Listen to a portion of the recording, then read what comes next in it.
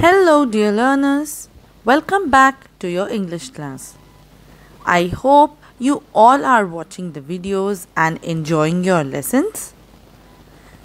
I'm here to begin a new poem today, Topsy Turvy Land.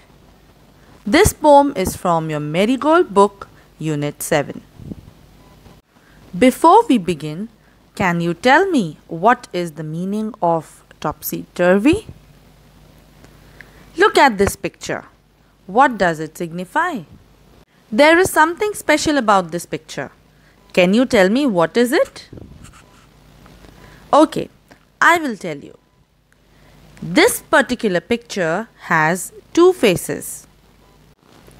One face is while your screen is straight, the one that you're looking at right now.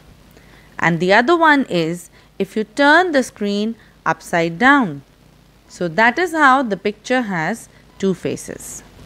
Try it for yourself. Now look at another picture here.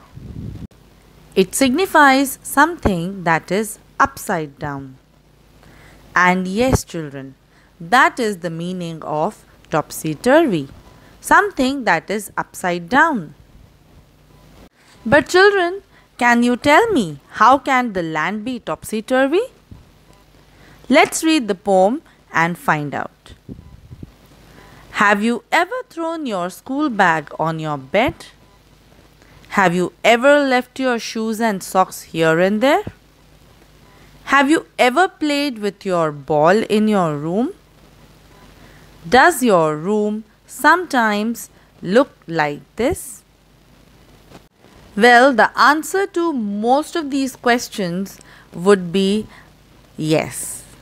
Isn't it, children? Even if you don't tell me, I know that many of you go back home and throw your bags on your bed. Many times you leave your socks and your shoes here and there.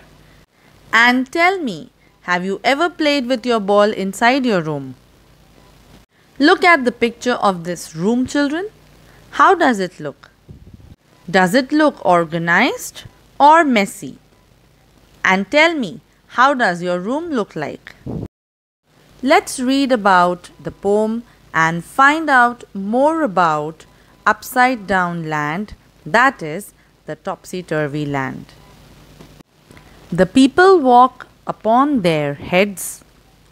The sea is made of sand. The children go to school by night in topsy-turvy land. The front door step is at the back. You're walking when you stand. You wear your hat upon your feet in topsy-turvy land. And buses on the sea you'll meet, while pleasure boats are planned to travel up and down the streets of topsy-turvy land. You pay for what you never get. I think it must be grand. For when you go, you're coming back in topsy-turvy land. So in the topsy-turvy land, the people, they don't walk on their feet. They walk upon their heads. And the sea in our land is made of what? It's made of water. But the sea in the topsy-turvy land is made of sand. What time do you go to school, children? You go to school in the daytime. But the children in the topsy-turvy land go to school at night. The front door step, which should be in the front of the house, is not in front. It's rather at the back. And when you're standing, you're actually walking. Isn't that funny, children? You wear your hat not on your head, but on your feet. So actually, nothing looks normal in the topsy-turvy land. Everything is the way it normally isn't. Isn't it upside down, children? Let's move further. And buses, normally, where do they run? They run on the roads.